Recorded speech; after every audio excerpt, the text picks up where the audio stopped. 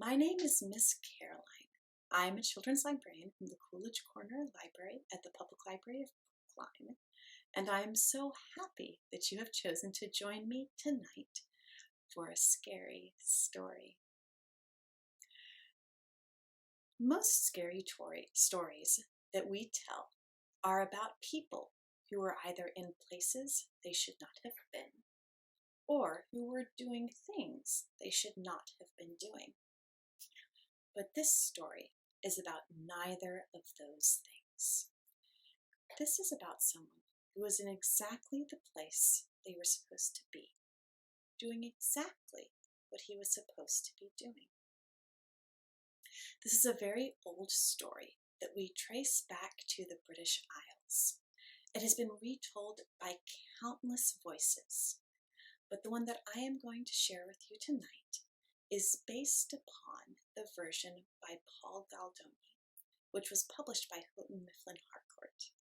So a big thank you to Paul Galdoni and Houghton Mifflin Harcourt and all of the countless others who have made it so that this story could be shared with you tonight. This is The King of Cats.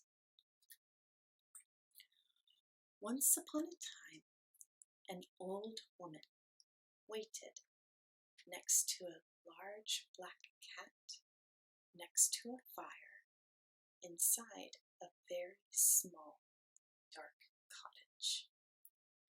They were waiting for the old woman's husband, the gravedigger, to come home.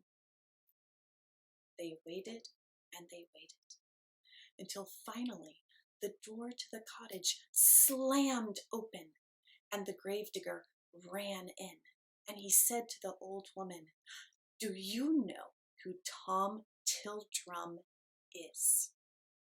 And the old woman said, "No, I don't know who Tom Tildrum is. Why should I?" And the old man said, "I have had such a shock tonight. Let me tell you what has happened. I was working on digging a new grave when I must have fallen asleep because I was awoken by meow," said the old man's cat. "I was woken by a meow, just like that," he said. "Never mind the old cat," said the old woman. "Tell me what happened next." "Well, as I said, I was awoken by a meow, and I looked up over the edge of the grave, and I saw a procession. There was a small casket that was being led towards me by 8 black cats. And on top of the casket was a red velvet sheet, and on top of the red velvet sheet there was a small golden crown.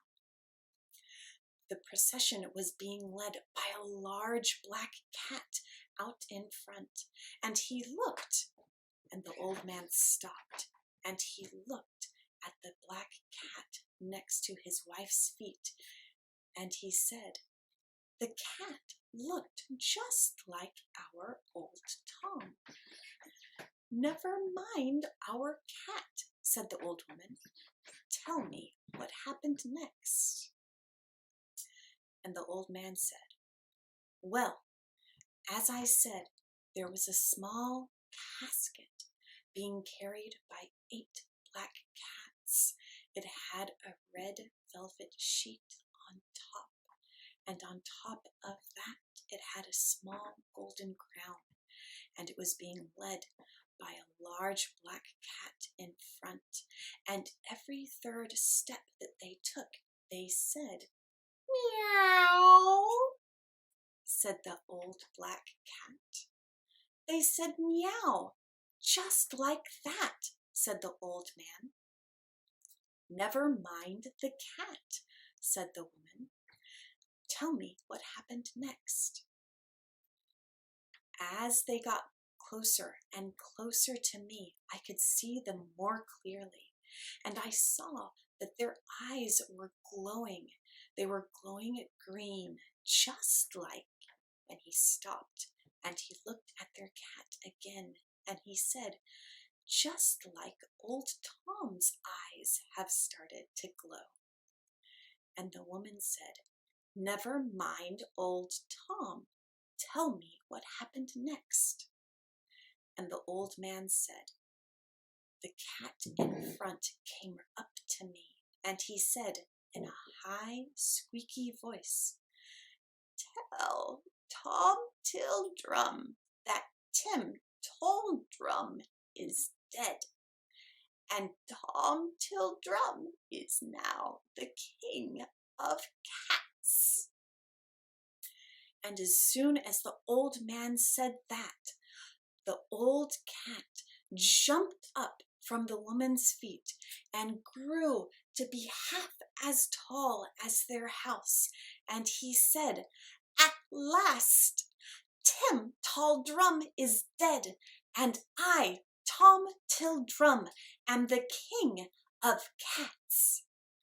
And then Tom Tildrum flew up the chimney of the gravedigger's house and was never seen from again.